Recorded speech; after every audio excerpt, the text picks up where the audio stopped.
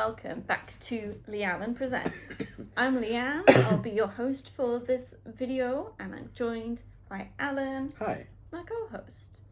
So today is our reactions to AEW's pay-per-view All Out, which took place on Sunday, and we're recording this on Tuesday because it's the first chance that we've had.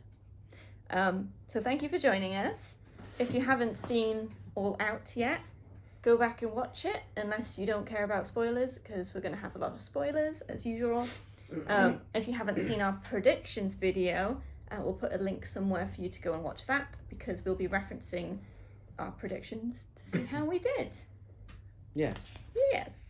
I should probably make a note, because I got this 2-page lock, so you carry on a minute, and I'll... Okay. So, we've got an awful lot of matches to cover at the moment, so I think we'd better get straight into it.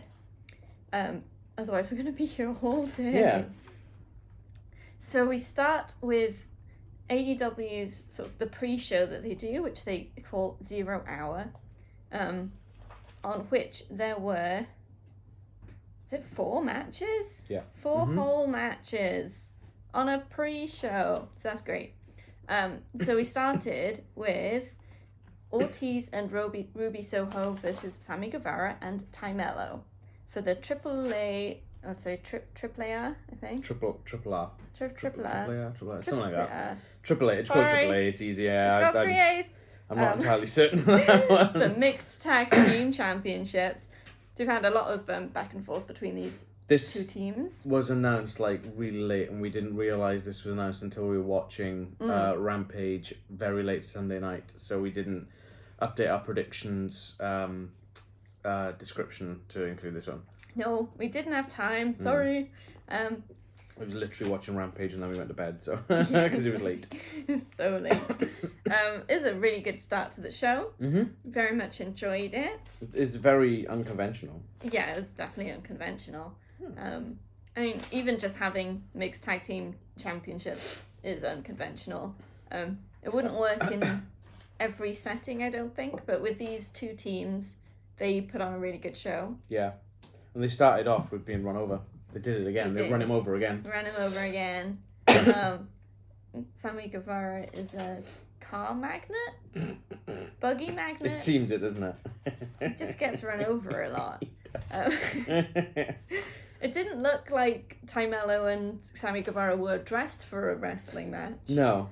But, I think they were having like an interview, weren't they? They were having like an interview with someone backstage. But it wouldn't make sense that they were going to change after, because the match was going to be immediately after anyway. So it's a bit of a confusing thing. But they wrestled in those outfits. It didn't quite have wardrobe malfunction, although one of her straps on her top did seem to break. But she held it together. So it's all good. Yeah. I really like the visual in this. I know a lot of tag teams will do, like, they'll do the same move, but together. So they'll mirror each other and do the same moves. But in this one, there was quite a lot of doing different moves, but at the same time as your teammate. Hi. About time. I've tied up everything. Nice. Yeah, so just the visual of these moves are happening at the same time. They're different moves, so they're playing to each of the wrestlers' strengths, but they still like have that cohesiveness of being a team. I really enjoyed that visual. Yeah, that was really cool. I mean, obviously, Sami and Ty know each other very well. Oh, yeah. Very well. Intimately, Inside and out, you might say. It's alright, they're married. And Ortiz and Ruby Soho just have this chemistry. I think they've known, like Eddie and Ruby, they've known each other for years. Yeah, so. Yeah, and they're both crazy. Oh, yeah. They really play into it. Yeah. Running people over. So, yeah, I mean, it's a great match. Yeah, it was a good opener. Yeah, we ended with Melo pinning Ruby for the win. And it seems that Ruby Soho got some sort of injury during that time. I haven't seen anything since. No, she was kept her hands over her. Yeah, like as soon as Ty got the pin, she kind of jumped up and the ref was going around her, and she's like, nope, pull the ref in, and he went straight to Ruby. So. And then they helped her back to the back while he called the doctor in the ring and. Yeah, so hopefully she's all right. It's probably good news that we haven't seen anything on the news outlets and stuff. Hopefully that just means it's maybe... It's nothing Maybe just a bit of a bloody nose. Bit of a bloody nose and all sorted, hopefully. Fingers crossed, yeah. Yeah. It's all good. Great, so that was match 1. 1 down. Then we had a video package sort of recap thing with Jericho, which was pretty cool. It's one that we hadn't seen before, I think. Yeah, I mean, I think I said this when we were watching it, is that even with the recap stuff, AEW always seem to get like fresh interviews from people. Yeah. And it's a fresh, but it's not just rehashing all the stuff we've already seen. Yeah. There is obviously footage from matches and stuff. Mm-hmm. But there's interviews as well. Yeah, I quite like that they just like get some people and they're like, they ask them who they think's going to win and how they think it's going to go. It really sort of makes it feel a bit more like a sporting event, more real. Or they got like Excalibur in to analyse and give his critical critique and whatnot. Yeah, it's good. Adds a different sort of dimension. I like it. Next match, we had Cool Hand Angelo Parker versus Hook for the FTW Championship. Send Hook. Yeah, pretty good. Quite enjoyed this one. We had at ringside, well, sort of in the crowd, at the front of the crowd. At the front row, isn't it? Yeah. Technically it's ringside, isn't it? Ringside, well, yeah. Yeah. He was at some point. Yeah. Spoilers. Action Bronson, who produced Hook's entrance music. So he's there, and Hook, he does this like purposeful walk all the way around the ring before going in, and then before going in the ring, he then like shook hands with Action Bronson, and they had a moment, which was nice. They are apparently close friends. I really enjoyed this match as well. Obviously, I don't know, something about Hook, he makes anything enjoyable, and it wasn't a squash match, which is nice because Hook gets a lot of those. Yeah.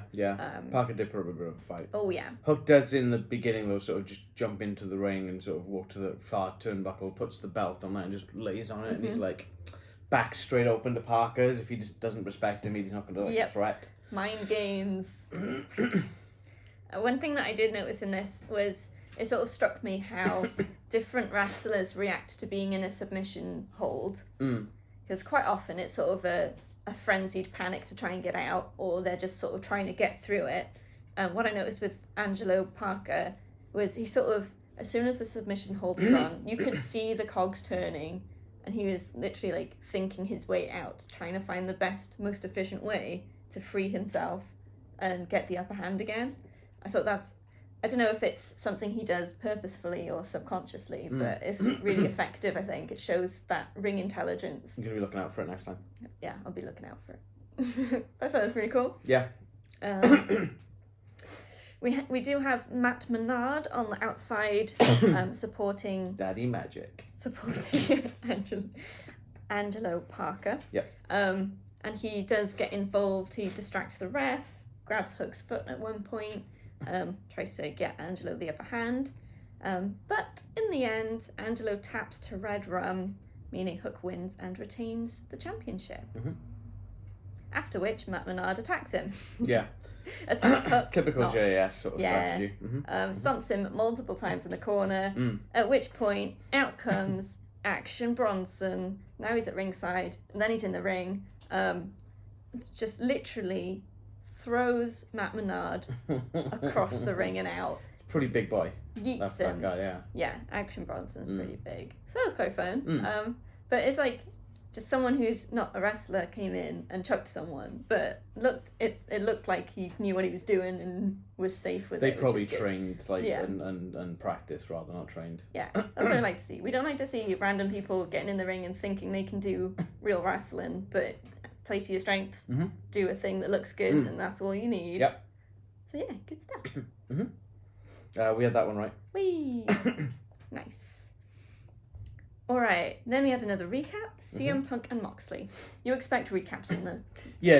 It's the pre-show's meant to build it up. Top of the hour, I know this is coming up, blah, blah. They sort of build the biggest matches. And again, it's got new elements in it. Yep. Keeps you interested. We were thinking, like, because it's a lot to watch in one go after work. Sorry, if there's recaps, we can skip them. I don't think we skipped one recap. It's as soon as you see there's new footage, it's like, I want to see what people are saying. Yeah, so that's really good, considering in the other company, we do a lot of skipping when it comes to pay-per-views. Sorry, premium live events. Alright, next, we have Kip Sabian versus The Bastard. Bad language. It's his name. Oh no, okay? bad language. You're going to get us cancelled. Which title is this for? For the AEW All Atlantic Championship. She's on it today, ladies and Yeah, gents. it's easy to take notes when I'm at home. Much easier. Yeah, you got the whole entrance to take notes and just like glancing up in case anything exciting's happening. This was an interesting one I found. It didn't have the same sort of dynamic as I expected it to. No. It was a bit different than I was expecting as well. Yeah. So, I mean, Kip Sabian is the guy with the box on his head.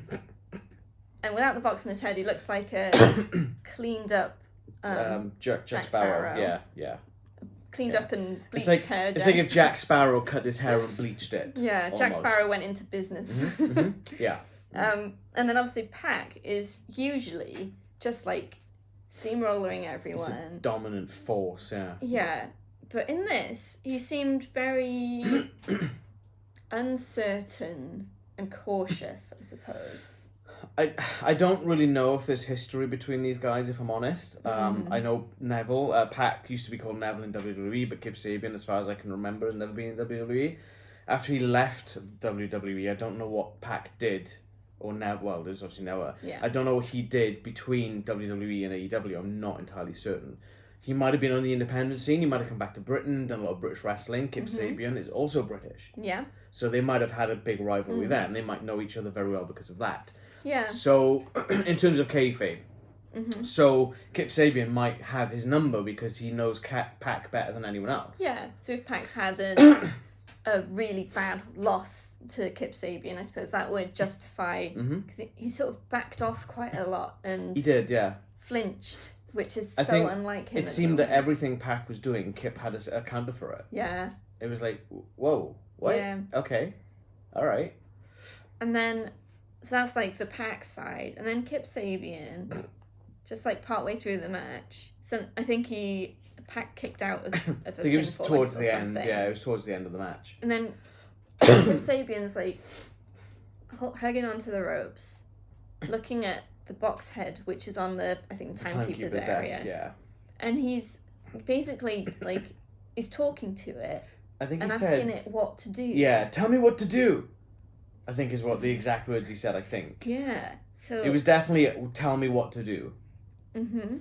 That was interesting. And then shortly after that, Pac is like stomping on his head quite a lot. Oh, he just decimates him from that point. And Kip is just laughing. Yeah. Just like, and he's even as lying on the ground after getting stomped, he's like, yeah, give me more, and laughing. He's unhinged. I kind of love it. It's interesting. In a sense, it almost reminds me of The Fiend. In that Bray Wyatt had his Firefly Funhouse and The Fiend was just this monster. Yeah. And it's almost like two sides of that coin. And it's almost like you could see the transition in the match because he's becoming more unhinged the more that Pac's kicking out and sort of he's not staying down and Kip's not winning. He's becoming a lot more unhinged. And that was really cool. You could almost see the turn. Definitely. I don't know, like, if there's a name for the finishing move. The Black Arrow. I wrote, Pac hits a fancy looking splash. It's the Black Arrow. I have to try and remember that one. So Pac hits the Black Arrow from the top on Kip Sabian, pins him. It's something like a spiral 450 splash. Crazy looking. Oh, it's nuts. It's like, just like... As soon as he gets up the rope, you can see him, he's like... Yeah. Go! One wrong move on that. It's gonna be bad. That's game over, folks. It's game over. But for this, it was game over for Kip Sabian. Yeah. Game on for Pac. Yeah, so Pac retains the All Atlantic Championship. So, the aftermath of this match. So Tony Schiavone goes to the top of the ramp to interview Pac. Pac starts talking, and out comes Orange Cassidy. So, presumably to challenge. But Pac doesn't even let him speak. Not that he was gonna speak, because it's Orange Cassidy. You're a bloody joke! Pretty much. Just shoots him That's down. my best Newcastle accent. I don't think I'm doing He yells, no, and then drops the mic, and off he goes. Meanwhile, in the ring, you've got Kip Sabian. I think he's holding the box head now. And he's just yelling at it. It's your fault. It's all your fault. I'm intrigued. This almost harkens back as well, and you won't know anything about this, but any of our viewers who sort of seen the older stuff, Al Snow, well, you've probably seen the head. Yes, yeah, head. The styrofoam head. He used to talk to that. Yeah. And it kind of reminds me a bit of that. But a bit more progressive, whereas Al Snow was just constant. He was on all the time. Yeah. Well, this might be on all the time after the reveal. I don't know. I think it's going to go in it's. I think they're going for almost like a schizophrenia or bipolar kind of thing, where it kind of switches maybe. It'll be interesting to watch anyway. I'm looking forward to developments. Let's just hope it's not all on Dark and Elevation or whatever. There'll be some stuff on TV. It's been on a pay-per-view, just sort of mostly kind of... Pre-show. Yeah. Continue. All right, next we have the... I had that one right. Okay. You had that one wrong. You said Kip Sabian was going to win. Yeah. You were wrong. I blame the box. It's all the box's fault. It's all the box's fault. It needs a name now, but it can't be Boxy, because that's... Yeah, don't go there. No. Alright, now we have the build up to the next match. So we've got Eddie Kingston basically calling out Tomohiro Ishii. It's written down. So yeah, it's just basically him yelling at Ishii from across the world, which is great. And then we go straight into that match. Thanks. It's bugging me. This match wasn't what I expected. Unfortunately. I think they tried to do something. They tried to make it a slap fest, pretty much. But it sort of a chop fest. There were chops and slaps. Yeah. Well, the slaps came a lot later. But yeah, there were the constant chops. It was just back and forth chops, and then they'd stop while they're like, for what felt like and then 20 minutes. It felt like it was going on forever. It went on a bit long. A bit. A little bit long, and then they were like slapping instead. And then they started sort of doing other stuff. Yeah, but they didn't do much other stuff. They did a few of the moves, and then went back to slapping or chopping, and it was a little bit samey. Yeah. I got the impression that Ishii might be, I don't know, past his best, or maybe it was, I don't know if he's been in America for very long this time round, if he's jet lagged or something. Well, he did compete in the G1 Climax tournament, so he might still be gassed a bit from that. I mean, that ended maybe 2 weeks ago, but so it could be he's not a young something like guy. that. He's not that young, and the sort of wrestling that he and Eddie Kingston do is such high energy, high intensity stuff that, I don't know, something just was a bit off. Yeah. But yeah, I've seen people saying this was the best match of the night. I'm like, but like, were we watching the same thing? No, it didn't. I don't know. Maybe some people like a slap fest, I suppose, a chop fest. So what you're saying is no, you know what? I'm not going to go there. No, let's leave it at that. We'll leave that to your imaginations. I'm behaving today. There was a "This is awesome" chant, but to me, it sounded like so lackluster. Yeah, it was like, oh, this is awesome. Like, come on, guys. Is it though? It was like they were saying it, but they didn't feel it. So it was a bit, which is a shame. Being the last show on 0 Hour, you kind of want something. The last show on 0 Hour. The last match on 0 Hour. You want something that's gonna pump the crowd back up. So this would have probably been better as like the second or third match. With maybe Ortiz and Ruby Soho versus Sami Guevara and... I don't know, I felt that was a really good opening. I reckon Yeah, Kip Sabian and Pac would have been a better end to this. Yeah, because then you've got that intrigue. But then not only that, you've got Orange Cassidy coming out right at the end of 0 Hour. Yeah, that's true. And it's like, oh, what's going to happen next? Yeah. Maybe we'll find out right now at All Out. Yeah. And then you could, that's like a... that could have worked, yeah. It's more of a natural feed-in my mind. Yeah. So, the end of this match, Kingston pins Ishii for the win. I don't even know what it was after, but it was probably a chop, if I'm honest. So Kingston's music plays as normal. Yeah. Kingston calls for that music to stop so that they can play Ishii's music as a mark of respect. Ishii sort of gets himself up and starts like wandering about trying to leave. Well, just But he seemed really out of it. it's so hard to tell, and maybe this is a good thing. It's hard to tell if this was real and he was injured and out of sorts, or if it was part of the story. Is he just kayfabing the hell out of it? Because as part of that, Kingston sort of goes up to him, tries to sort of put his arm around him or raise his arm or something he kind along of those does it on the lines. shoulder, kind of like that. And Ishii just like angrily just kind shakes of him reels off, away. Yeah, he kind of. which either is building on the feud, or Ishii felt that match went so badly that he was really peed off. Maybe. And we are definitely going to get a rubber match at some point, I think. Yeah.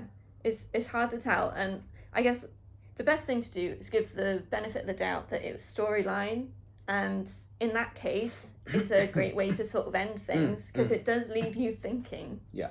Which is sort of what you want. You want people to come back for more. Yeah. So yeah, it's alright. It could have been better, but maybe it's what they were going for, and it's okay. Apparently some people liked it, so good for them. We both had that one right. We both predicted Eddie to win. Cool. Good. On top of these predictions today, Leanne. Yay! We'll see if you miss any later. I'm just going to be whizzing through so fast that you won't Go! have time. Go! It's time for the main show. I didn't say event this time. Okay. This time. Surprisingly, we start with the casino ladder match. I'm very surprised they put it first. Yes. But I think with the outcome of it, which we'll get to in a minute, kind of works. Yeah. So, I've gone quite quickly because these matches can take a long time to go through if you talk about loads of stuff. So I've got like person coming in, a highlight in that section, person coming in, etc. That's how I've done this. Yeah, cool. Yeah, cool. So we start with Wheeler Yuta and Rey Fenix in the ring. Rey Fenix, sorry. And I've written, some slaps happen. And at this point, we were a bit worried that it was going to be... No, here we go again. Extension of Kingston. Again, they're doing it again. Then next is Roosh. Yeah.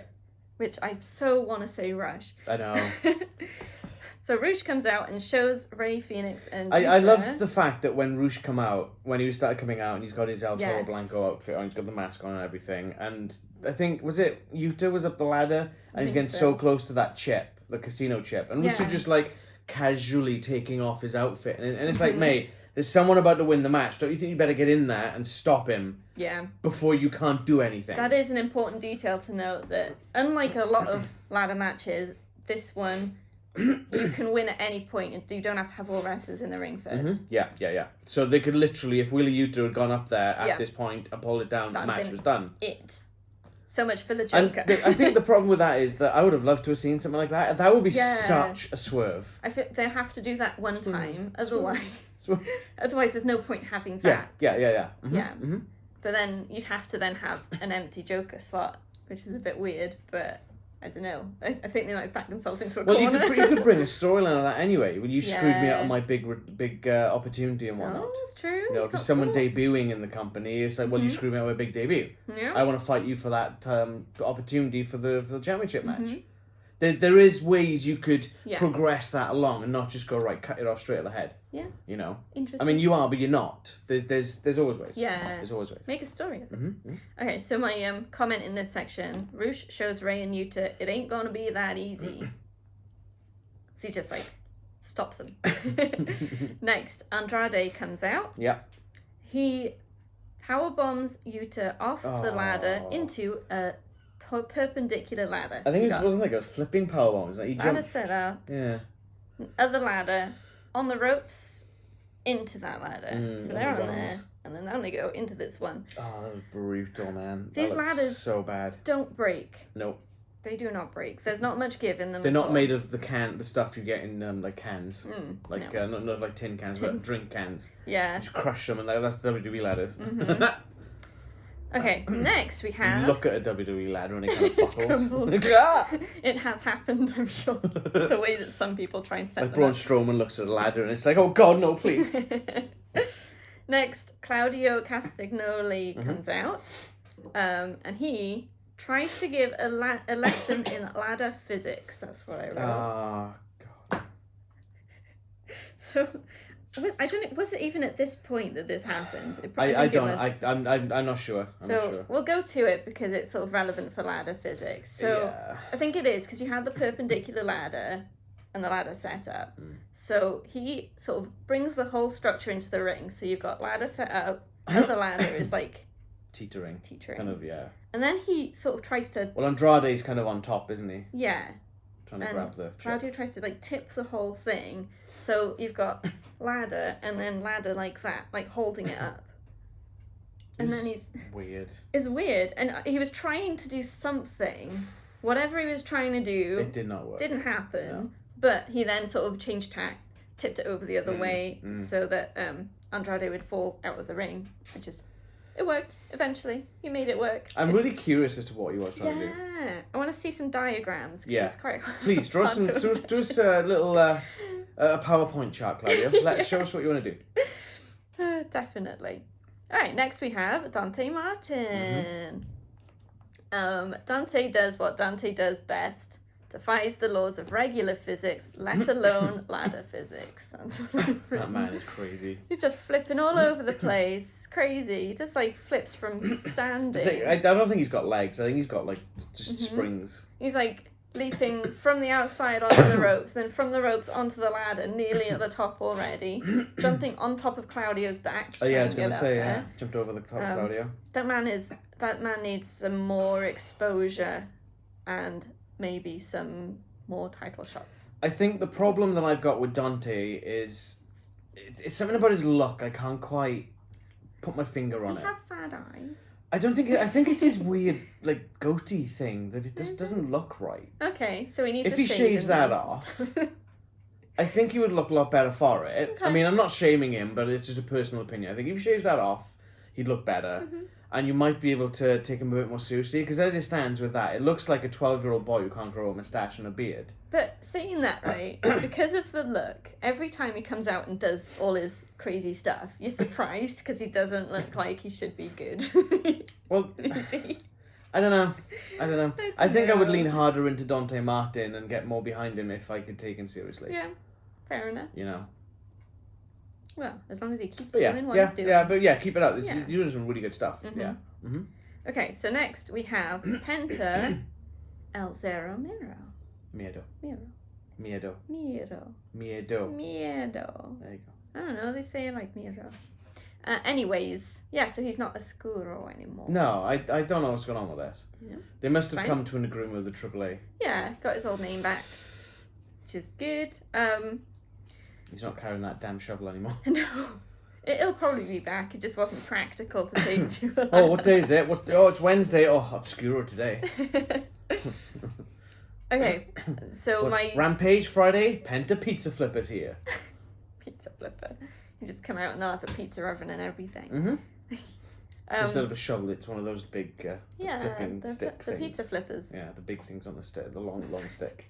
You get them right in the back of the proper ovens, you know, the big... Yeah. So, Penta Pizza Flipper. I've written, he can make any move look phenomenal. And something about the outfits he wears seems to add to it. Because he's got the high contrast colours, but not, like, overwhelming. And it just makes the visual work and look more incredible than it even is, which is crazy. Yeah, I like it. He did some good stuff. So that's all of our regular entrants in. And then we have a group of balaclavaed or masked ninjas? men coming out. They're trying to rob a bank? And they just take everyone out. It's like they're bank robbers. They took a wrong turn. Yeah. Sorry, mate. Building next door. Well, we might as well rob this place instead. I think there was 6 or 7 of them, I think. Something like that. I can't remember how many there were exactly now. There was at least enough for one per guy. So that'd be match, 7 then. I think, yeah. Because they were just taking them out. One of them climbs the ladder and pulls down the chip. So we're all like, oh, this is the Joker. The Joker's won the match. But then I think it's Excalibur. No. He's on top of the thing and he grabs it. And then he pulls the mask off on top of the ladder. Oh, I thought he pulled it down first. No, he's still stood on top of the ladder and it's Stokely Hathaway. Stokely Hathaway. And Excalibur's like, wait, that's Stokely Hathaway, but he's not the Joker. This match still continues. It has to be one of the guys in the match. So essentially now, if anyone in the match takes the chip off Stokely Hathaway, then they have won. But then he's got all those guys in the balaclavas in the ring, and they're pulling their masks off. Is down. And you've got like Ethan Page, you've got the Gun Club, you've got W. Morrissey. I forget who else was there, but there's everyone who's been given those cards to. Yeah. I mean, W. Morrissey's like 7 foot tall. That's enough just to quell out 3 of the guys in the ladder match. Yep. So then we have the entrance of the Joker, who is dressed similarly to these balaclavaed people, but he has a black and white, like a demon sort of looking mask. I'll tell you exactly what that was. Okay. It was a devil mask. A devil mask. Because the song I found out post watching it is Sympathy for the Devil by the Rolling Stones. Okay. So he was portraying a devil. Yeah. He had little like devil horns and everything. Cool. So he comes down to the ring. Hathaway hands him the chip, and the bell rings to end the match. The Joker has won. At this point, when he's walking down the ring and he struts into the ring, and I'm like, that looks so familiar. Something about the mannerisms and the walk.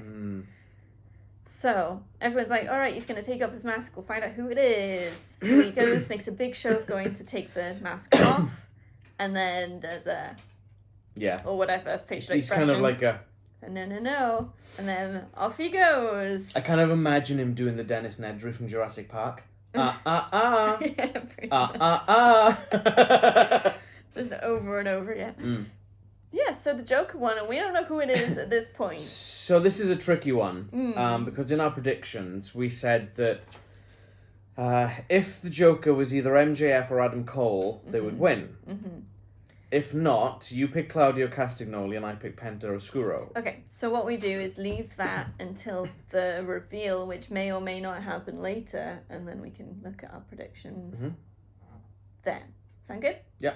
Awesome. I mean, to be fair, if you've seen All Out already, you already know what's going on. But so just in case some people have come here instead of watching it, which is an interesting choice. Yeah, let us know if you do that. Just in the comments below, let us know if you're watching these instead of the event. Just to save yourself like 4 hours time. You just use like 1 hour instead, just about. Yeah, well, 1 hour odd.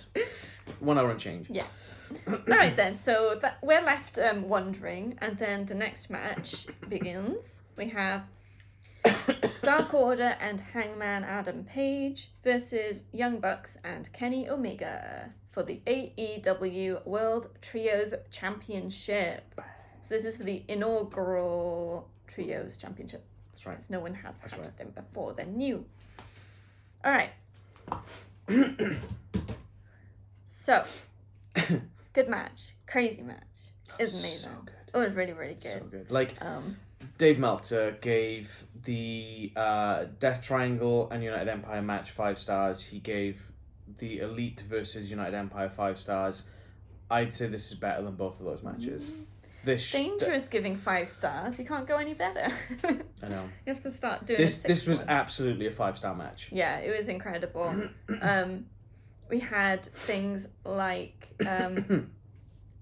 Reynolds from Dark Order tried to shake Matt Jackson's hand, and Matt Jackson spits in his face. Oh God, yeah. Oh, that was grim. And this is after I think Hangman had shaken hands with Matt. I think so, yeah. And or then they kind of fist bumped or something. Yeah, and then Reynolds comes in and sort of tries to have that same level of respect because they're in the same, that's the teams, but no. You kind of think Matt's going to shake his hand at one because you kind of... Yeah. say, Young Bucks. But then following that, I've written names all funny. Uh-oh, here we go again. Reynolds and John Silver then are stamping on Matt's injured back. Yeah, he's got tape on his up. back. And I think partly it was in retaliation for the spitting and because they were mad. Yeah, also I mean, if someone spat in my face, I want them deck as well, to be exactly. fair. But also because like they're trying to beat him. But Paige comes out and stops them, which was interesting. Yeah. It's sort of along the lines of, oh, I want this to be a fair match kind of thing, because he's obviously friends with both sides. Well, I think he's friends with Kenny. It's debatable. In kayfabe. He has friends on both sides. Yeah, I think that works better as a... But yeah, I mean, Silver and Reynolds were not very happy. They just want to win the understandably. match. Like, Dark Order hasn't won any titles. Yeah. Apart from Brody Lee, Dark Order's never won a title. Yeah. I've written that we get a whole pile of super kicks. Oh, so many super kicks. So many super kicks. And you ended up with almost everyone just flat out in the Yeah. ring. Because in a pile. Just literally a super kick party. It was pretty good. It was a lot. Yeah, you get... The sort of finish comes because Silver is holding Omega Oh, yeah. so that Paige can hit the buckshot lariat. But Omega gets out of it, so the buckshot hits Silver instead. Crunch. Which means Omega gets the pin on Silver in order to get the inaugural AEW World Trios Champions. Bang. Championship. He doesn't The get elite. champions. The elite win. The elite win. This match was crazy though. It was so good. There were so many close falls though. Oh, like, so good. jeez. And I was really pleasantly surprised with John Silver's performance. I know he's good, but because he's got the light-hearted sort of character, I think I take it for granted a bit. Yeah. But he can hang with the Young Bucks. And Kenny. And that says a huge amount. John Reynolds was Silver's amazing gonna, as well. They're both going to go far. I Silver was think, great. as bad as this is going to sound, I think that Dark Order shouldn't have carried on after Brody died. No. In my mind. They should have disbanded it and just done something different. Yeah. Because you're never going to replace Brody Lee. No, you're not. You know? And I know they're not trying to, but it sort of turned the faction into something it was never meant to be. a bit of a joke, to be perfectly Yeah. honest. Let's be true. I mean, again, Brody Lee died like a year and a half ago, nearly coming up to 2 years, and Dark Order have done nothing but been the butt of many jokes since. Yeah. They've barely won anything. The only reason they were in this finals match was because of Miro screwing the House of Black. Mm-hmm. You know, and it's... Yeah. And then Reynolds and Silver would make a good individual tag team. Yeah, I think so. And I think Alan Angels and Evil Uno would be good on their own. As solo competitors. Yeah. You know? I don't know. Things will happen. I think it's still quite raw for a lot of them, I suppose. So disbanding it probably feels quite personal. I think the only in a reason way. they're not disbanding it is because of -1. Yeah. But Anna Jay's already peeled off. Mm-hmm. How many others are going to peel off? Yeah. You know? Yes, we'll watch this I mean, space. Stu Grayson left. Yeah. I can't remember the other member of Dark Order that left, but he's no longer with the company as well. There's 2 members of Dark Order that left the company. Yeah. Well, yeah, great match. The weak link was Adam Page. Hangman Adam Page. I know, in part, it was on purpose, so they had the mistake that cost the match kind of stuff. But he just didn't have... He didn't go like the others went, if that makes sense. He's good, but didn't show that he was at the same level as the others in this match, which is a shame. We had that one right. Whee! Cool. What? Oh, auto. Here we go again. That's a typo. It's fine. Next, we've got Athena versus Jade for the TBS Championship. Athena's got some new wings. Yep. They look very, very cool because Jade destroyed the old ones. I honestly preferred the old ones. Yeah. They look better in my mind. Fair enough. That's my both. opinion. That's my opinion. And Jade is apparently She-Hulk. Mm-hmm. So she had, I think half her face was painted green. It was sort of quite a subtle greenish tinge. And then she had what we think was like tight sort of material with green sparkly bits. It was pretty cool. I think if anyone in any of the women in AEW is She-Hulk, Jade is She-Hulk. Really good match. Really enjoyed it. Yeah, it wasn't bad. I quite enjoyed it. I wouldn't say it was great. Mm-hmm. Because Jade still is kind of new and she's still got, but she's still come a got long way. some. She has come a long way. Yeah. Athena definitely helped her put on a better match than what she probably would have had with anyone else. Athena is real good. Really good. Puts up a great fight against a big lady as well. And then there were some really close calls in this one. There was obviously interference from the baddies. Kind of a bit fed up with that now. Yeah. I mean, they don't really do a lot other than interfere in someone else's match. And they're always in the shadows a bit. There we go. They pull Athena out of the ring, but then reap the rewards. I think it was Layla Gray took a nasty bump against that railing. That looked painful. It did look painful. But in the end, Jade lands the Jaded. I don't know if it's the Jaded or just I Jaded. think it's Jaded. Jade lands Jaded on Athena and pins her for the win to retain the TBS championship. Yeah. That's alright. I quite enjoyed it, but yeah, it wasn't exactly the outcome we wanted. No. I don't know. I feel if they dropped the belt to Athena at this point, that Athena would do a better job of holding it because she wouldn't need all the cronies. I do get a bit fed up with streaks. Yeah, they're pushing us a bit too hard now, and they got to be careful because they're doing it with Hook now as well. Yeah, it's in both companies, and having a streak that long isn't necessarily a merit to how well you've been doing defending it, like we've seen. I think it is similar for Jade. I know she defends it against small people sometimes. I don't know. Gotta break that streak and not do any more for a bit. Yeah, we had that one wrong. Yeah, it's fine. We can't get them all right. Nope. Alright, then we go to a segment where they're showing earlier today, and we have Alex Marvez, I think his name is. Yeah. With his mic and a camera crew, and he catches CM Punk walking his dog, or like heading into the arena with his dog. I don't know. He had a dog with him, that's the main thing I noticed. And they have a very quick interview, which is basically just CM Punk calling out Moxley. Next match is FTR and Wardlow versus the Motor City Machine Guns and Jay Lethal. Yes, it's pretty good. Yeah. It's a pretty good match. As does to be expected when you've got someone like the FTR and the Motor City Machine Guns in there. I don't know the Motor City Machine Guns, but yeah, they're amazing. We did have, so Jay Lethal is accompanied by Sanjay Dutt and Satnam Singh. That's right. I'd written it down, but somewhere else. And Sanjay Dutt is wearing a Fight Like an 8-Year-Old Brat t-shirt, which is a dig on Dax's promo from not long ago where he was talking about how his daughter's like fought through illness and like... Well, they actually have, it's an FTR shirt, it's an actual shirt that so they've got Fight Like an 8-Year-Old Girl. So this has got Fight Like an 8-Year-Old Girl. She overcame cancer and, fantastic, that's great. Crossed out and it says Brat. That's not so great. Not good.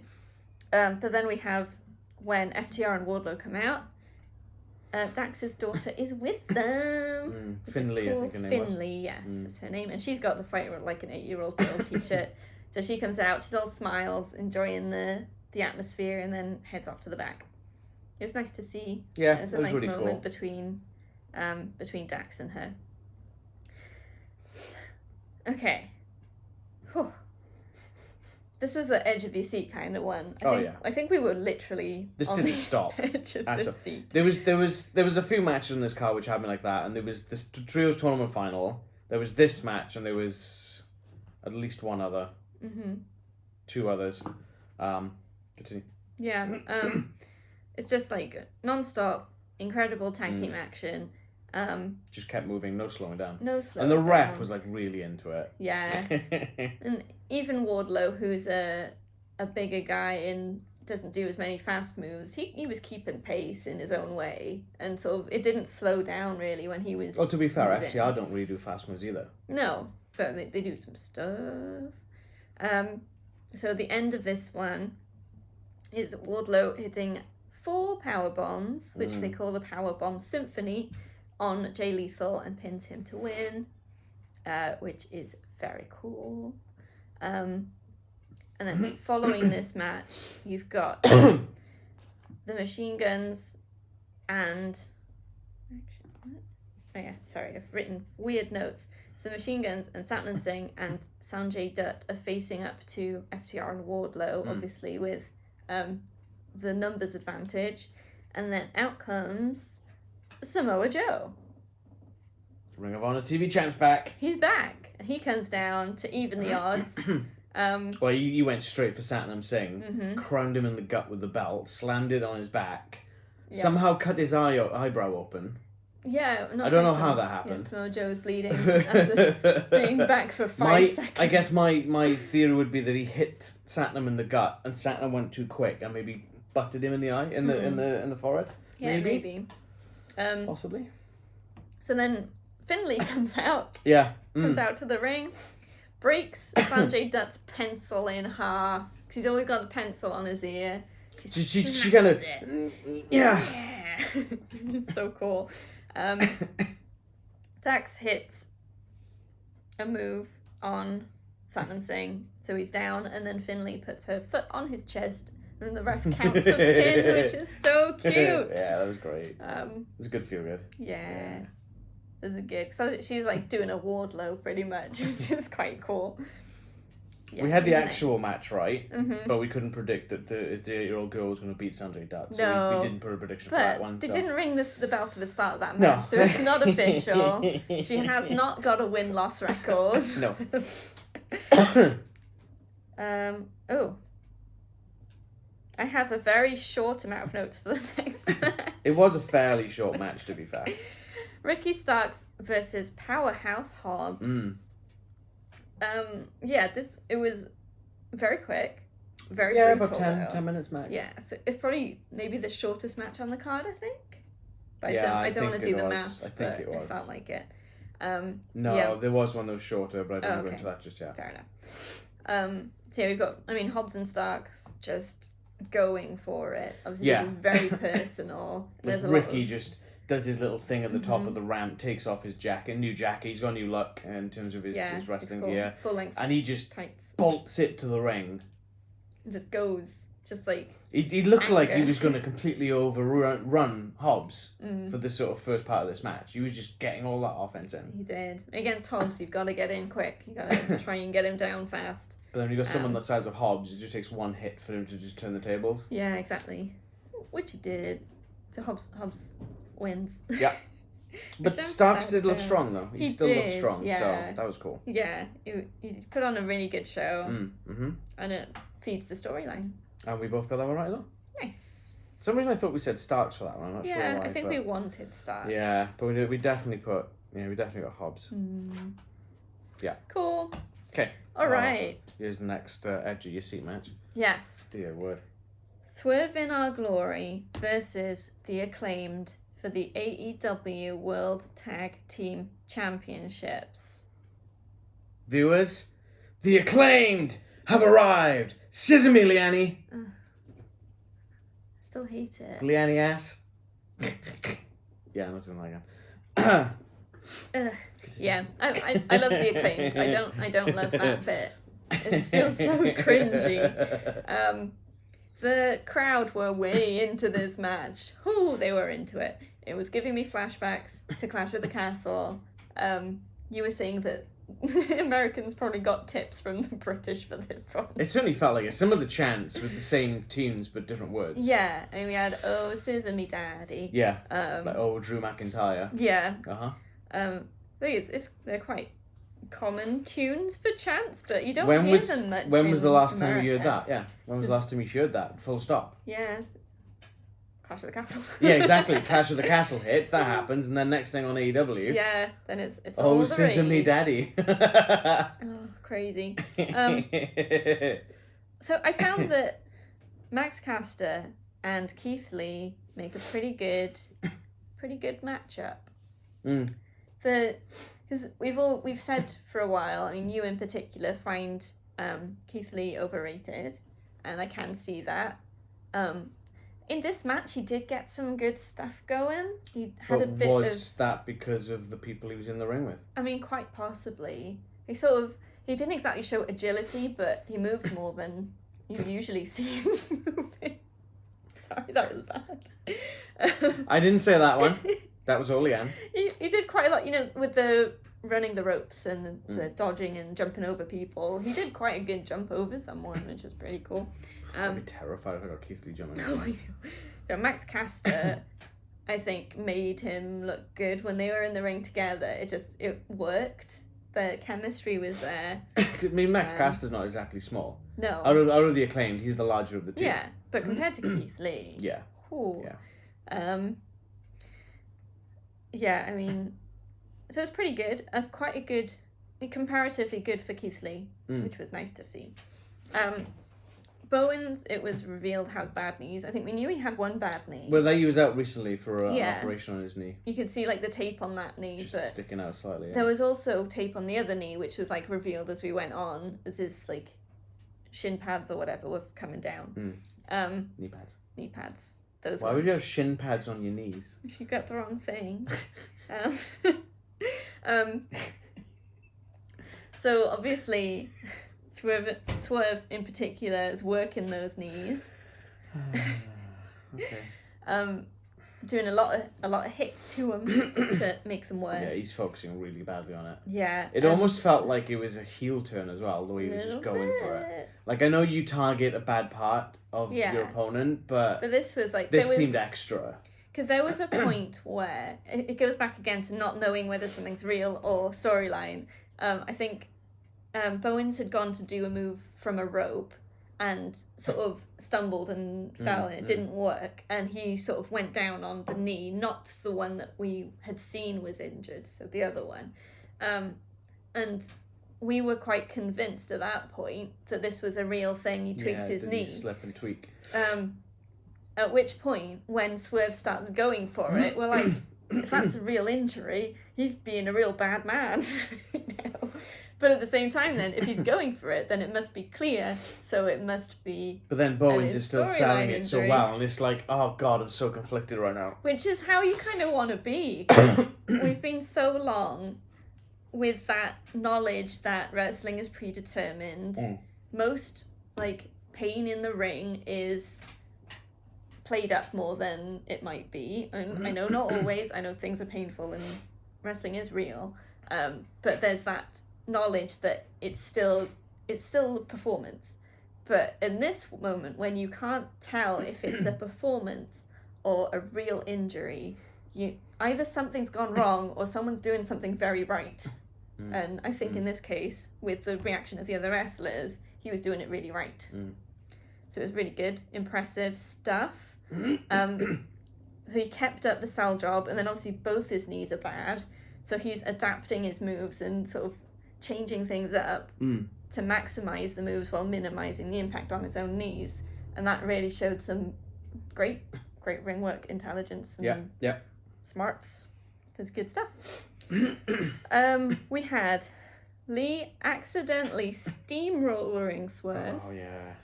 Oh, he sent him flying so hard. Yeah, he went. Oh, that was painful. He hit the ropes and it was like. You know what else looked painful? Max Caster successfully suplexing Keith Lee. Yeah. Was it a no, he lifted him straight up, didn't he, on his shoulders? Did he do it straight up? Deadlift? Well, no, he didn't suplex him. He just powered him up onto his shoulders. Oh, I thought he did a suplex. I can't remember that. The one thing that pops in my head was he's holding him there. It looked like he's going for a Death Valley driver or something. I think he tried something which didn't work, and then he tried something that did work. He tried the same thing twice. Yeah. So he tried it the first time, it didn't work. The second time, he just held him there, and we're both like... Yeah, either way, what? I mean... More bad knees, I suppose. So he didn't blow his back out. This is an impressive... Just snap him in half. So, there were a huge amount of close calls. We were literally on the edge of the sofa, like... You were nearly bouncing up and down. There were moments where we really, really thought we'd get an outcome that we wanted. But in the end, Keith Lee and Swerve do get the win and retain. It was a bit of a roller coaster. You got that right. I didn't. So after this match, Billy Gunn comes into the ring and, as a sign of respect, holds out his fingers to Keith Lee, who scissors, which was, I guess, a nice moment, if you like that sort. Sign of respect, isn't it? And then you had Bowens then just kind of like... Yeah, Bowen's not so into it. And well, his knee's wrecked. What do you expect, right? And Swerve, even less into it, rejects the scissors and walks off. Heel turn. Giving the middle finger to the camera all the way. Yeah, I think he kind of does this and then middle fingers. Whoops. Heel turn. Yeah. So it does look like heel turn, and maybe the end of Swerve in Our Glory. I kind of hope so. Maybe. But then he might just have Keith Lee turn heel as well. Maybe. But I don't know, because Keith Lee accepted the sign of respect, so it makes me feel like the thing between those two is, when I look at Keith Lee, I don't see babyface. The way his look is, it always think heel. Yeah. He looks more of a heel than a face. He's got like a natural scowl, hasn't he? Yeah. For me, Swerve tends to be more the babyface. Yeah. So if he's going heel, it's a natural progression for Keith Lee to follow him, in my mind. We'll see, I suppose. I'm sure we'll find out in the next couple I guess of weeks. the biggest problem is who's going to take on Swerve in their glory now. Also, I don't like the name. No. Or the fact they keep playing Keith Lee's music, not Swerve's. Yeah. Swerve. Hate that. Swerve. We don't even get the Swerve anymore because that bit's cut out because they've truncated Swerve's music to fit. No, Keith we do Lee's get in. though. Yo, listen. Oh yeah, that rap was on point as usual. All right, next. Whew, we're flying through, sort of. We've got Hikaru Shida, Toni Storm, Jamie Hayter, and Dr. Britt Baker, D.M.D. So this is a four-way match to crown the AEW Interim Women's World Champion. But it was a good match. Yeah. Until a certain point. Let's go from the... What, the end? I don't like the ending. We'll get to it. Yeah, cool. So we've got Shida and Storm have a pretty good bout. They had quite good chemistry together, I found. Lots of flips and Well, they counters. tagged on, it was either Dynamite or Rampage. I think it was Dynamite. Yeah, so they can definitely work together really well. Common enemy, isn't it? Yes, Britt exactly. Baker's group. Yeah, because Jamie Hayter and Britt Baker are obviously working together for a lot of this. We had a point where Hayter, I think, gets Shida all the way up to the top of the ramp, beating her up on the way, and then Britt Baker comes to join her with a kendo stick, and they beat Shida up, not with the kendo stick though, and then drop the kendo stick off her and walk off. Shida then gets seen to by the ref and the doctor, and they escort her out. That's right, the TARDIS pops up and the doctor turns up. It's like, Sorry, hi! the trainer? I don't know. He's the medical A person. doctor, I think, would have been the proper. A doctor. The doctor.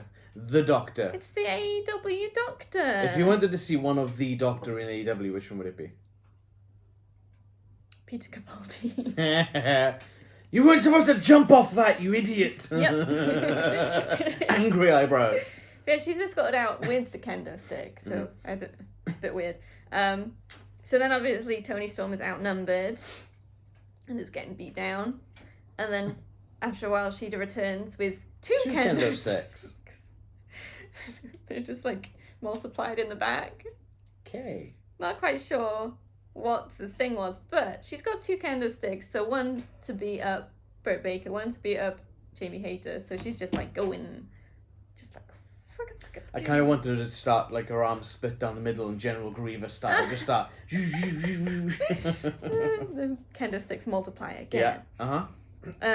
Yeah. So Jamie Hayter nearly gets a pin on Shida. The crowd are so excited because for some reason they're really behind Hayter. They want her to win. But Britt Baker pulls the ref out. And then she's like, oh, what have I done? I'm sorry. I'm sorry. He's like, why is Hayter going to support Britt Baker to win if it doesn't go both ways? But that just shows that Baker's greed could not be put aside for one match. Yeah, exactly. So then we've got... Then, after some fighting, Britt Baker pins Jamie Hayter. Which is bad. Well, there was a pin attempt. It was a pin attempt. And Hayter kicks out just before 3. So now this is bad for both of them because Hayter's like, Britt Baker tried to pin me. We were going to take out the other guys. And Britt Baker's thinking, Hayter kicked out. She should have let me win because I'm the leader of our little faction. Because I am Britt Baker, D.M.D. And then Toni Storm comes in and pins Hayter and wins. What? It doesn't make any sense.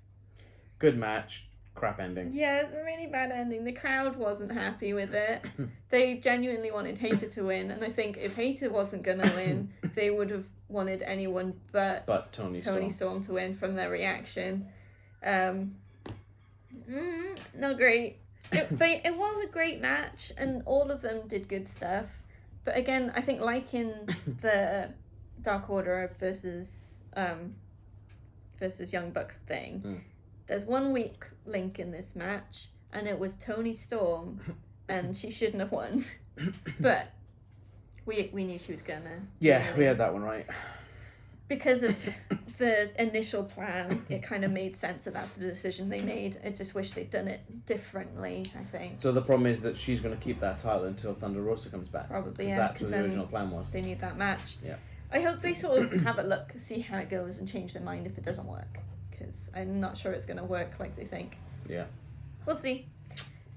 Okay, next we had an ad for the next pay-per-view, which is Full Gear, and I did not write down the date. It's I want to say the 19th of November. Yeah, it's in November. I think it was like the weekend prior to Thanksgiving. So that's cool. They always do pretty good ads for It's on a Saturday again as well, so that's cool. Yay! Then we've got Jungle Boy Jack Perry versus Christian Cage. So Christian Cage, on part of his entrance on the screens, he has outwork everybody, which is it's been his sort of catchphrase for years because he's the hardest worker in wrestling. Since he came into AEW. Yeah, it's been years now. I don't know, has it? Year and a half. Anyway, so it plays through a couple of times with the outwork everybody, and then you notice that it doesn't say that anymore. It says worked everyone. Yeah, and he's got a shirt with it on as well. Yeah, because he did. He worked everyone. He ain't done yet, folks. Nope. So Christian makes his way to the ring. You've got Jack Perry. Although it has both on his title thing, so whatever. His mum and sister are there in the One of them crowd. slaps Christian. Yeah, Jungle Boy's mum. Was it his mum? I think it's the mum, yeah. Slaps Christian in the face. And then they do their Christian's little... like lapping it up though. He's like, eh. Mm-hmm. Because, it's Christian. So then, Jungle Boy, Jack Perry, out he comes to his music. It's great. He's got Jack Perry on the thing that comes up as well as Jungle Boy, so he's growing. And then he turns around and looks back towards the tunnel because Luchasaurus hasn't come out. Lo and behold, from the other tunnel, the heel tunnel, comes Luchasaurus and just wrecks Jungle Boy. Now, what did I say in the predictions video? Yeah, you said Jungle Boy. Luchasaurus? What if Christian has Luchasaurus in his pocket still and this is all a double bluff? Yep. And lo and behold, choke slam onto the pyro grid. Which is still hot because it leaves marks instantly. I've seen a picture on, I think it was Instagram, of Jack Perry's back, and like, damn. Yeah, it damn. burnt. Yeah. So Christian him a few times. Worked everyone. He did. Apart from this guy, because I knew what he was doing. I knew. I sort of thought it could happen, but I didn't want it to, so I ignored it. Yeah, so Jack Perry is rolled into the ring by his old friend Luchasaurus. And he agrees to start the match. Stupid. Which he shouldn't have done. Idiot. Shouldn't have done it. He's in a bad way. Yeah. He does kick out of one pinfall, but then the second one after taking the kill switch. Yeah, so Christian grabs him, preps him for the kill switch, blows a kiss to his sister and mother, Jack Perry's sister and mother, and then drops him on his head and pins him.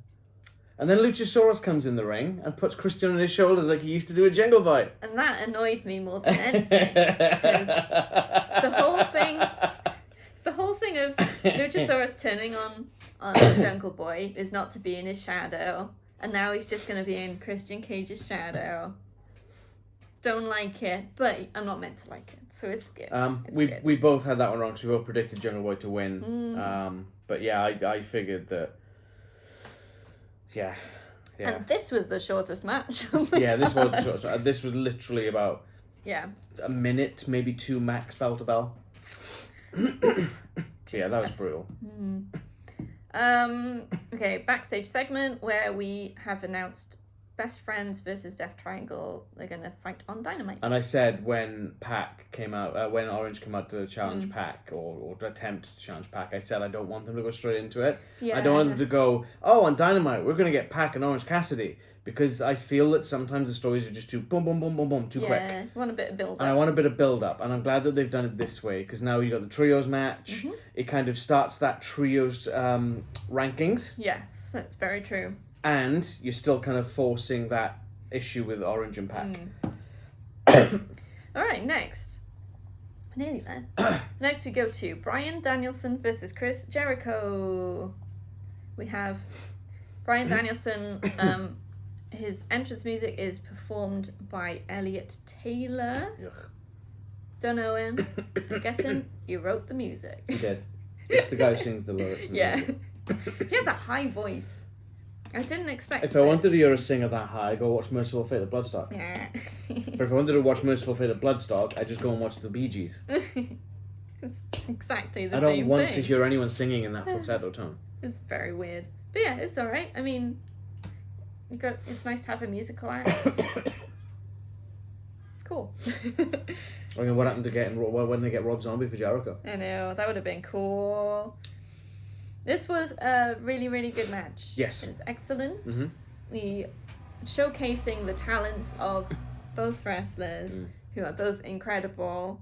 And it's really nice that Bryan Danielson is really getting to shine in AEW. Mm-hmm. You do Danielson does mock sports entertainment by doing some hip swivels, which was quite fun to see. Remind me of Rick Rude. The way you would do that. Yeah. And then towards the finish, we get, obviously they're brawling and hitting each other a lot, and it works out that Aubrey gets sort of backed into the corner, which means that she doesn't see Jericho landing a low blow on Danielson, which leads to him rolling Danielson up for the pin to win. Yeah, we had that one wrong. Yeah. I mean, I kind of expected this to be like a wrestling clinic, and it was. That's exactly what it was. Yeah, there's a bit of everything. And I really enjoyed it. I thought it was fantastic. A lot of the counters, the submissions, the counter submissions, that was great. It was very much that, as Jericho's always said, he's the last survivor of the Hart Dungeon. Yeah. And he clearly put what he learned from Stu Hart and Bret Hart and Owen, all the other brothers. That brothers is in the Hart brothers, not brothers as in. Never mind. Yeah, we got to see Lionheart Chris Yeah, Jericho. and you can still do it, and that's great.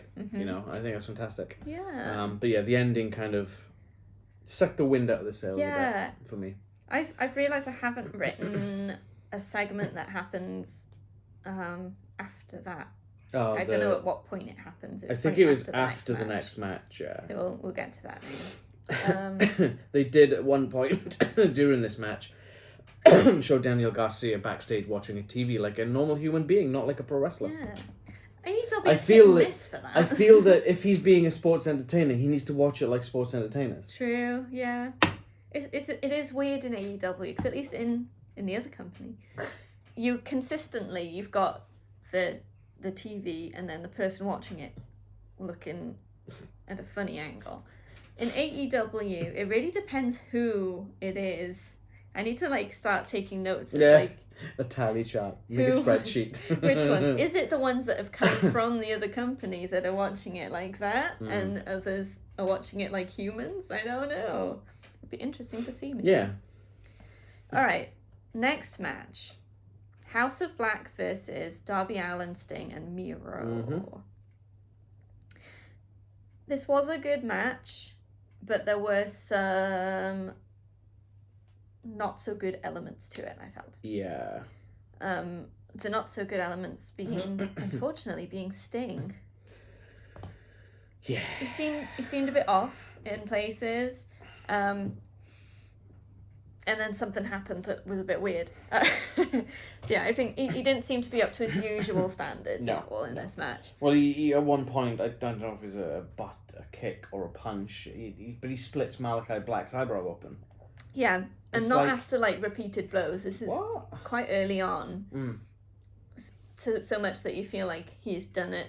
It's not safe. Yeah. Kind of. And it's clearly not a blade job. Because you wouldn't blade on your eyebrow. You blade on the top of your head. Yeah. Usually by the hairline. And it was, like, instant after the blow it was there. We did get the fun Miro does not play well with others sort of thing. Where Darby wants to be tagged in. What did Darby Allin think was going to happen? Miro was going to be like, oh, hello, friend. Miro is an egotist, and there's... Why would he want to tag one of the others in when he feels like he can have all the glory? Yeah. But yeah, so he doesn't want to tag Darby in. And then gets really annoyed when Darby tags himself in. And that tag in was a pretty hard slap as well. It was like, whack, my turn from Darby Allin. Yeah, had some really good moves in it, and the usual stuff from Darby Allin and House of Black, the other dark one. I will smack you. House of Black really showed all their strengths throughout, just all three of them. You're mad at me now. Seeing as I called Dark Order a bit of a joke earlier, do you think House of Black are a joke, Leanne? No! So... Hang on, so I'm confused. Oh. Yeah. You really need to reread your notes before we start filming. I have trouble when I'm doing it at the same time. It's fine. So, the ending, you've got Malachi Black and Sting in the ring. Malachi Black goes for... It's the Fade to Black, isn't it? Black. Well, I don't know what they're calling Black it in AEW. Mass? It used to be called Black Mass. That one. Fade to Black, something different. Goes to hit that, but Sting does Black Mist over him. But you don't really see it. You know... So you just kind of see Sting, like... And then Malachi's like... like And then he turns around, his face is black, and it's like... What happened? Yeah, you can see it a bit clearer in the replay when they slow motion it. Because the angle was a bit unfortunate. There's a lot of Yeah. dark elements behind them. I mean, I don't quite know what they're going for. You've had Sting's made the last couple of times he's been out. We talked about he had the sort of the Malachi Black-esque kind of eye, and then the next time it was on the other side. This time he had his makeup on, but it was like almost like it was done over. It's like a little hint of it, yeah. Just like he'd been crying. I think that it's meant to be Sting purging the darkness. Okay, yeah. So, like, because Sting is who he is, he's being to the dark side, he's a Yeah. superhero kind of entity. He's kind expelling of it. expelling it back to Malachi Black, I think. That's what I kind of... I think I like that more than just being... He now has Malachi Black's powers. Yeah. Because at least that means that it should just be a one-off thing and it's done. But it is a shame that he's not going to... If that's the case, he's not going to turn to the... I'd much rather that. Yeah. So it would have been interesting to see him join that faction. And the biggest dick move of it is Darby Allin just hits a standard sort of schoolboy roll-up and pins Black. Yeah. And it's like, what? It was a cop-out. That's what it was. It's a cop-out. Yeah. Yeah. They can't all be winners. I'm sure they got plans. It's not even that. It's like, I mean, I had that, just prove that, I had that one right, you had that one wrong. Yeah. I said that Miro and out because I had a feeling they were going to do that. Now, the problem I've got is you had a great match with Brody King and John Moxley. Yeah. After Brody King won that Rampage Rumble when he chokes out Darby and just drops him to the floor. Yeah. But then you have Darby Allin winning a coffin match against a man that's 3 times his size. Mm-hmm. I mean, yes, he had Sting helping him, he had other people helping him, Miro just trying. But I'm kind of getting a bit fed up of Darby Allin beating everyone. He is. It's getting really old. Yeah. Really quick. It's like Darby Allin and Sting cannot be touched. Yeah, yeah. And it should be the other way around. House of Black should be the ones who can't be touched. Yeah, they should be like and that's built up to roll over and it then is taken down. It is and it isn't biased because House of Black is my faction. It's my Yeah. favourite faction. Malachi Black, Aleister Black, Tommy End, whatever you want to call him. He's been one of my favourites for years since I first saw him in NXT. And he's fantastic. He's an amazing talent. And he comes into AEW and he has a great feud with Cody Rhodes. You start this House of Black sort of thing off. And every time a House of Black is in a really high profile match, they just get beaten down. Yeah. And it's like, well, what's the point? They're not being utilised to their full potential. They're supposed to be killers. They're supposed to be deadly. They're supposed to be untouchable. Yeah. And you're just having crap like this. Yeah, it's I really didn't like this. The downside of this as well, I think the only reason they did this was because Malachi Black looks like he's going to take a bit of an extended leave because supposedly, if dirt sheets not to be believed and rumour and innuendo, he's got some issues in his personal life at the moment and he's going to take some time off to sort them out. After the match, the House of Black all hugged him. They sort of had a bit of an embrace while they were doing the backstage segment. As he was going up the ramp, he bowed and sort of blew kisses to the fans. Yeah. You don't do that unless you're leaving, at least for a bit. Yeah. Yeah. There was supposedly a bunch of people asked for their release from their contracts. Malachi Black has denied that he is one of those. So I think it's more of an extended break. Well, I really wish the best for him. Yeah, same. You know, he's a phenomenal talent. I know he's been frustrated with the way House of Black's been booked as well. Yeah. He's been quite transparent with that one.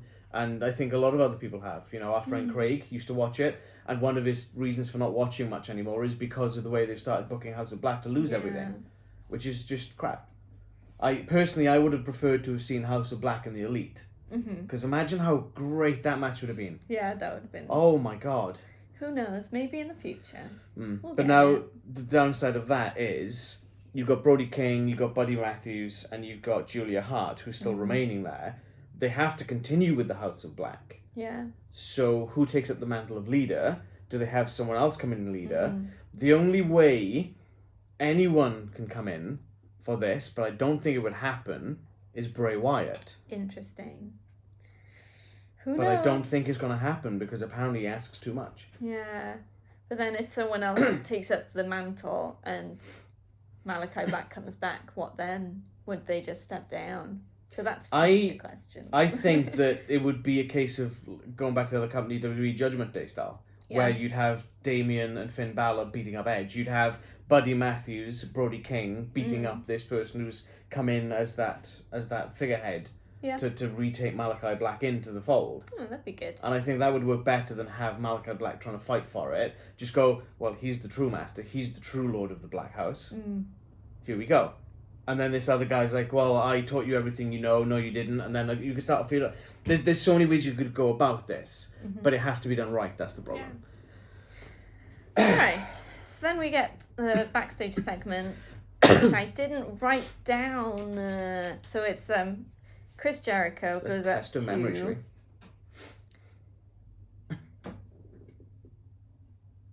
His name's gone. Ethan? No.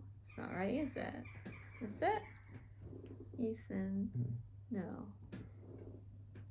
Are you gesturing me to go, or are you trying to give me clues? No, I'm not giving you clues. I'm doing Hulk Hogan. I'm like, I'm trying to listen to what you're saying. Come on. I can't remember his name now. Daniel Garcia. Daniel Garcia. Yeah, I wasn't going to get that. After watching TV, Chris Jericho approaches him and is basically like, yeah, I won, so now we're going to move on and you're going to have some matches and stuff. Well, it was more the case of Jericho was like, good job, but you cheated to end the match. And I was getting to that, and Jericho didn't say that. No, that's it, Daniel Garcia did. But Jericho questioned where Garcia was. Yeah, because he didn't come out to help. Because at the end of that match, all the JS came out to celebrate with Jericho. But yeah, Garcia not happy because Jericho cheated. Yeah, he cheated. Like a dirty bitch. Yeah. Ref didn't see it, so it's not cheating, right? Well, yeah, technically, but he made a promise. Yeah, he did make a promise. So that continues, and we'll see where that goes. Now, he did also say that Daniel Garcia has the biggest match of his life on Dynamite against Wheeler Yuta for the Ring of Honor Pure Championship. Ooh. And Jericho and the JAS are not going to be there to support Daniel Garcia. Yeah. And Daniel's like, but this is the biggest match of my career. I need you there. And he's like, good luck, kid. We'll see. This could be a really good opportunity for Garcia. We shall see. I still get the feeling they're going to turn on him. They're probably going to come out and cost him the match and then beat him Yeah. down, and then Blackpool Combat Club will come out. Take him under their wing. I really want to see Daniel Garcia join Blackpool Combat Club. Yeah. I think he would do really well. That would be very cool. I mean, you already got one of the members in the ring because he's fighting Willie Yuta. So. Yeah. All right. Okay. Guess what time it is? It's time for Leanne's Signs of the Pay-Per-View. Leanne's Signs of the Pay-Per-View. We're back this reactions video with the signs because I got to keep an eye out for signs a bit more. Not the best signs of this event. There were some that I put down anyway. So in third place, we've got the controversial rankings of third best. 1 Punk, 2 MJF, 3 Mox. Very controversial, and I very much disagree. Who would you say is number 1? Kenny Omega. Oh, okay. I meant of those 3. Oh, of those 3, Moxley. Yeah. Number 2? I think so. Maybe Punk, and then MJF. Then MJF. Probably. But we haven't seen MJF for a while, so... Yeah, I just realised that wasn't actually my number 3. It's just because it started third best, I saw the number 3 and got confused. So that's number 4. It's fine, I'm retconning. It's been a while since we saw MJ. I think it was just after Double or Nothing. Yeah, so he wasn't a Forbidden Door. So my actual number 3 is Shenmue. Shenmue 3 was a waste of time and money. I had to get Alan to explain. I have heard that. Apparently it's bad. And took a long time and it took a lot a very of money. long time. They had to crowdfund it. Oops. And then I bet they still charged the people for it. Oh yeah, no, it was full. It was like 50 quid. Right? I used to work at Game when that came out, and they were still 50 quid. So. Number 2, Jungle Man. In inverted commas, the man was. They tried. Maybe after this experience, he will be Jungle Man Jack Perry. It sounds bad. The way his back looked, he's jungle fried steak. And then number 1. Jungle leecher scraps. Jungle Boy needs to go into a cage. Are you done? I don't know where I was going with that. Continue. Number 1. CM Punk tickles my fancy. I just like the phrasing of it. It's not something that you'd say these days, and it was someone took it's very time, old-fashioned, yeah. put the effort in to put it on a sign. I liked it. Wow. There were some honourable mentions, including Who Farted, New Champs Scissor Me, which did not come true, and Andy Hearts Pickles. Oh, I remember that. Yeah, Which I don't know if it's a person with the nickname Pickles or if it's the food stuff, but I don't know. That's the wonder of mystery. And on that note, that was the end signs of the pay-per-view. The end signs of the pay-per-view. Pretends to throw sign. All right, now it's time for the main event. Whew. Thank you, Mark Henry. Jon Moxley versus CM Punk for the AEW World Championship. Not interim. No, the real one. The undisputed, I suppose. They didn't even use that. They just dropped undisputed because you don't need it anymore. Because it is 1 belt, not 2. So, well, to start with, I think there was no doubt about who the crowd was rooting for, at least to start with. It did even out as the match went on.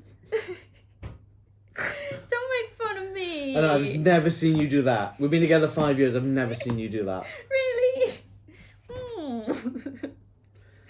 As the match went on, the Moxley chants did get louder. Because, I mean, how could you not just enjoy the performance in this match? You start off, it's a Chicago crowd, they're going to be chanting for CM Punk, but as it goes on and you're seeing the work and the skill of Jon Moxley, people are going to turn, or at least realise who they were really rooting for all along. It's part of the crowd mentality as well, isn't it? If at the start everyone's cheering for CM Punk, it's their hometown boy, so you're going to keep on going. And there's probably a few people cheering for both because they're both people that people wanted to win. What am I saying? I don't know. So actually quite close to the start of the match, Moxley and Punk ended up battling into the crowd. And it was a little bit of time as they were going in there, and I was like, is this a no DQ match? No. Ref right there with them. He's like, get in the ring, guys. Because obviously you're not going to have a count out on a match like There'd this be that riots. soon. There would have been riots if they did that. Crazy double count out, no contest. Everyone go home, bye-bye. But no, so they get back in. CM Punk starts bleeding from the head. Quite profusely, yeah. A lot. And Moxley just makes it more. So he's grinding at it and pulling at the skin to open the wound more and everything. And there was blood everywhere. I think there was one moment where CM Punk was almost pinned, and in the act of kicking out, wiped most of the blood off onto Moxley. So he had a clean face for a minute, which was nice. So, at least all the blood's going off him, yeah, 'cause it's on Moxley's body. 5 minutes later. Crimson mask once again. So much. Yeah, so obviously, as expected, Moxley is focusing on the surgically repaired foot of CM Punk, because as we said, it's smart to go after an injured part of them. Yeah. If you know there's a weakness, you're going to exploit it. Yeah, I mean, it's their choice to wrestle with a weakness, so it's there for the taking. And he was trying to take it. He was just trying to rip it right off. I bet that this match was explosive. Oh, yeah. It's a fairly long match, and both of them are getting like exhausted clearly, and yeah, there's a good like flagging. 20-25 minutes. But even when they're flagging, they had just moments, just bursts of energy where they'd like attack and then they'd be like down again, which it really sort of kept you on your toes, and obviously just the more close calls. This is a whole event of close calls, I felt. Where just like, we in the end, you just had no idea. Even though we knew really who was going to win, it was like... But it was giving doubts. It was like, oh, wait, what? Are they actually going to do it? There's a lot of back and forth, which is good. But in the end, we've got Punk, who hits, I think it was 2 go-to-sleeps. Yeah, it was 2. 2 go-to-sleeps. Yeah, because he hits one... And if I remember rightly, Mox doesn't drop to the floor. He kind of bounces off the ropes back onto Punk. So you got Punk sort of like crouched on the floor with Moxley draped over him. And he's just like... Fine. Hop! It's another... That was a pretty good visual, mind. It's cool to see. But yeah, then pins Moxley for the win and is now the AEW World Champion. 2 times. 2 times. So the one thing I put great back and forth in my notes. I take sparse notes because Leanne takes more in-depth ones. The one other thing I put on you was Mox didn't bleed. WTF lol. Yeah, he didn't. He loves bleeding. What? There was a moment where he licked Punk's blood off his hand. Disgusting. It was his whole arm. He literally went from all the way the foot. It was rank. Because Punk had been saying, "You won't drink my blood," and he's like, "Yes, I will." But yeah, Moxley didn't bleed. You're right. That was grim. I think Punk was bleeding enough for both of them. Oh yeah, for sure. Cool. So that match. Every now and again, the ref would be like, yeah, just making sure. Like, do I need to call a doctor? The doctor, a doctor. Which doctor would stitch up Punk?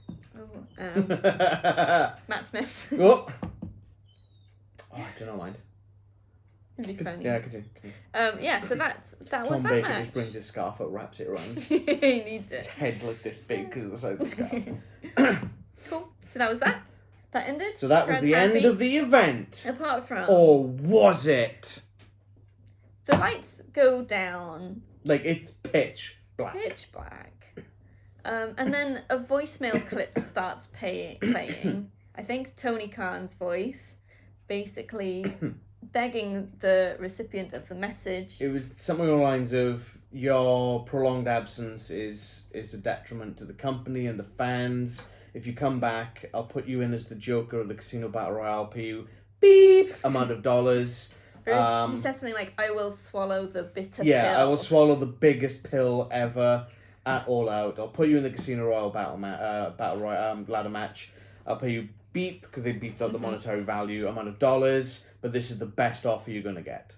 Yeah, and at that point, I think we knew, right? I did. Well, I had a feeling when I saw the Joker walking up that ramp. Mannerisms. Yeah. But from this voicemail clip, I was like, because I know some of the absolutely background. 100% solidified exactly what I already thought.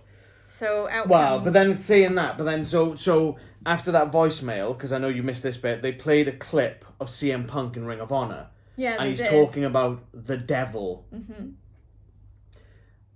And then you see the Joker turn up on the screen in the devil mask. Yeah. And he kind of turns his back to the camera, pulls the mask off and says, "I am the devil," flips over a Burberry scarf around his neck, and the crowd go nuclear. Yeah. There's been a lot of call for MJF to come back from fans. Been countless signs of, like, just pay MJF and all this stuff. Because he may be pompous and demanding, but he's an asset to the company, and they would be stupid to let him go, to be honest. So now we've got MJF with a title opportunity. He comes out, I can't remember what he says to the crowd, but he definitely comes out to the crowd. Yeah, I think he gives the middle finger to everyone, as he does. But yeah, they're cheering him. He gives the middle finger, and then they're like, "Boo!" but really inside they're saying yes. They have announced we're going to hear from him on Dynamite on Wednesday, so that'd be cool. So that'll be the official challenge, I expect. I'd imagine so. Yeah. Yeah. So that was AEW All Out. So yeah, what was your match of the night? My match of the night was Swerve in Our Glory versus the Acclaimed. Yeah. I'm really torn between that and the Trios final. And I think because it is the Elite and they are my boys, you gotta go. I think I'm going to give it to the Elite. Yeah, it was so close.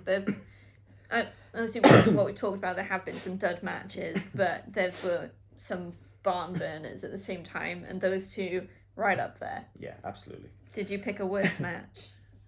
Oh God, that's a hard one. I did, if that helps. Yeah, go on. I went for Tomohiro, Ishii, and Eddie Kingston. If we're counting zero, definitely that. There were others that had disappointing endings, but that one just wasn't. Yeah, to be fair, there wasn't, in my mind, I think if I had to pick a worst match on the actual pay-per-view, probably Jade and Athena. Yeah. Just because I'm sick of the what you call it, the baddies getting involved. I'm just getting fed up of this. Yeah, fair enough. And one thing did pop in my head as well. So we've got, as we already mentioned, Gun Club, Ethan Page. You got Stokely's been collecting everyone. Yes. It's like Pokemon. He's throwing his balls everywhere and he's collecting all these guys, you know. Yeah. But MJF's going to be the ringleader. Who else is Stokely Hathaway? Oh, he got Jade. He's got Jade. And one of the other baddies that she doesn't like, so I can't remember her name. Layla Gray and Kiera Hogan and Red Velvet when she returns from injury. So whereas Pinnacle didn't have any female representation, this, whatever they're going to call this new faction, this new stable or whatever, if they are going down that route, has female representation. They could effectively get every single belt. Could do. This could be interesting. This could be very interesting. We'll be watching. So, what would you give this on a scale out of 1 to 10? As a pay-per-view. As a pay-per-view. Start to finish, what would you give it? I think I'd give it a solid 8. Yeah? Yeah. I think I'd give it a 9. Yeah. Myself. Cool. And leaving room for improvement. Yeah. Well, 9 isn't 10, is it? No. So there is one more thing which we need to talk about. Oh. And that's the post-show conference. Because not a lot of our viewers might watch this stuff, and we didn't watch it. But I know of all the stuff that's happened there. So, Punk's being interviewed, and he gets asked about Hangman Page, because he went from business for himself, started slagging off Hangman Page in the ring on Dynamite when he returned, and Colt Cabana. Yeah. There's been a very big, long history, messy history between Punk and Cabana. They used to be best friends, now they hate each other's guts. Punk was going to sue him, and all this kind of lark.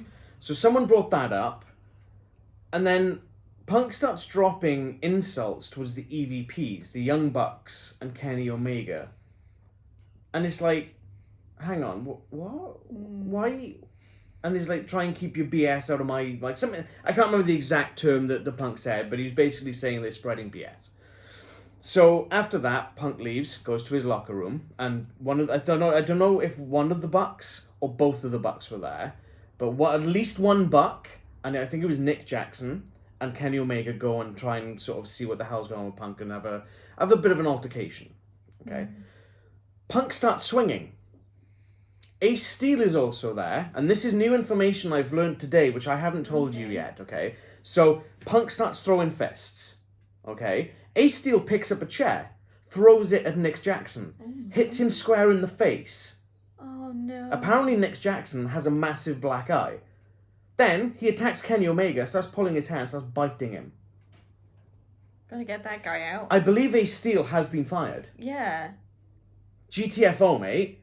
It's one thing to, like, start fighting, but to properly injure someone like that deliberately. And if it's in the locker room, it's not going to be a folded steel chair. It's probably a wooden chair, like something with a lot more heft to it.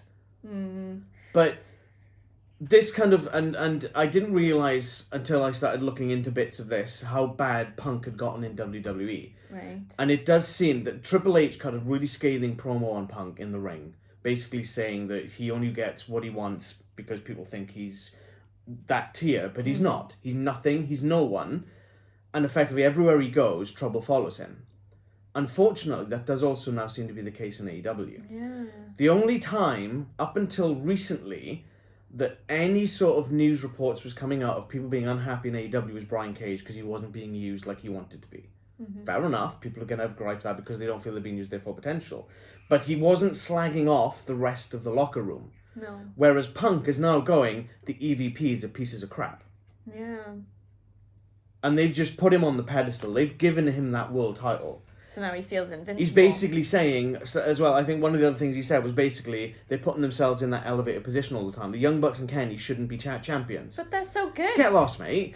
It's not like they're... You put CM Punk and Kenny Omega in the ring, Kenny Omega will run friggin' circles around him any day of the week and twice on Sunday. We've seen, like, I think Dark Side of the Ring stuff, where there have been promotions where, like, the EVP or whoever has put themselves in the ring when they had no reason to be there, and they were not good, but they still, like, gave themselves the championships because they were in charge. That's something completely different, because Young Bucks and Kenny Omega are legit talents. They were wrestlers before they had this company. And it's not as if they're putting themselves there and not giving other wrestlers the opportunity. They've given this title to Punk. Yeah. If this had happened beforehand, I guarantee you this would have stayed on Moxley. Well, we'll see how long he keeps it now. And I'm wondering how long it's going to take for them to strip that belt off of him, stick it on MJF, and terminate his contract. Because if he's going to pull crap like this, we don't want Punk in AEW. No. He came back on, like, the track of a hero, and he left WWE as the people's hero in a way. In the limelight of the crowd, yes. Yeah, in the back, not so much. But, like, for the people, and let's just hope that if all this is as it seems, that the crowd see it and see him for who he is. Yeah.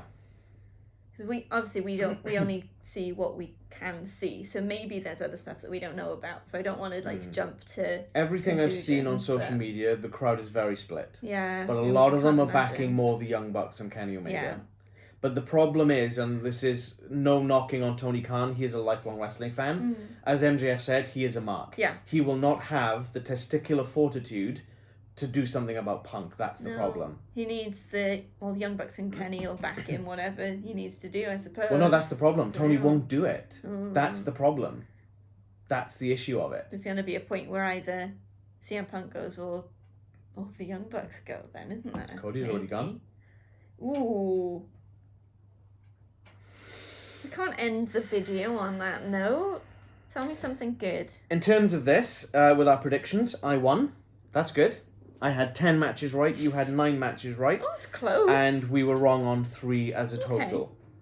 I thought I'd be way behind you. Yeah, just the one. So yeah, not too bad. Cool. Yeah, I'm happy with that. But no, I mean, overall it was a good event. If you sort of take out that last bit, I think it was fantastic. Yeah, it was long. It was long, especially with the 0 but hour it's stuff. it's money. It's value for your money, though. I think I don't know if I said it in the last video or if I mentioned it to you separately, but you buy like a boxing or a UFC pay-per-view to watch the main event, and the guy in the main event goes down in the first round 30 seconds in. Are you getting your money's worth? Yeah, no, you're exactly. not. No, I think for me, it's more my stamina. Yeah. Like, the last match is about to start, and you're like, you need to go get a cup of tea, don't you? Yeah, Like, I think it was House of, just for House of Black start, and you were flagging, and I was like, right, pause, go make yourself tea. Especially after a long day in work, it's a lot. It's a lot to get through, but yeah, really enjoyed it. Yeah, good stuff. Yeah. Do you want to take us out? No, you're better than I am. Am so I? You do it. Yeah. Oh you do dear. It. You do it. Pressure. You got this. Thank you for watching our reactions video to All Out's most recent pay-per-view. See, I did it wrong already. It's not All Out's most recent pay-per-view. It's AEW's most recent pay-per-view, All Out. Goodness me. Please like the video if you liked it. Subscribe to the channel, hit that bell to be notified when we drop new videos. Not sure what's coming next, but we got some stuff in the pipeline.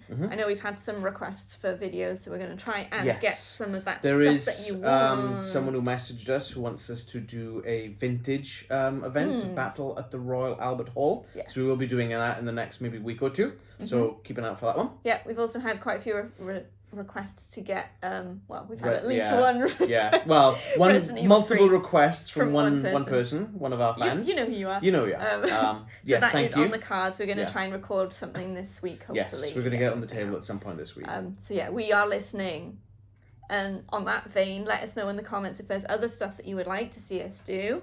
Let us know if you predicted who the Joker was going to be, I suppose. And if you've got any, I don't know, actually, I don't want to say give us your hot takes on the CM Punk situation. That's dangerous. No. Don't do that. Our next wrestling video will be the Royal Albert Hall one. Yes. I'm just cutting you straight off there. After that, the next pay-per-view or premium live event will be Extreme Rules.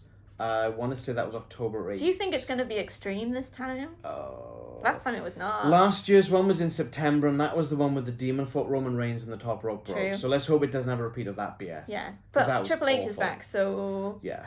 Might be good. So is Braun Strowman, so... Yeah, we got good stuff. Yes, follow us on socials. We drop loads of stuff there, and we'll probably put some additional content. We're trying to work on our social media presence. Our link tree will be in the video description, so you can find all our stuff there, as well as a handy place to find our latest videos. Sometimes YouTube's a bit funny with notifications, so... Yeah. Sorry for no rags this video. Yeah, it's because we fed him before we started filming. I'll just have to starve him next time. Yeah. Joke. Look at this joker. I'm MJF now, apparently. Oh, please no. Anyway, on that note... I'm better than her, and she knows it. Bye-bye!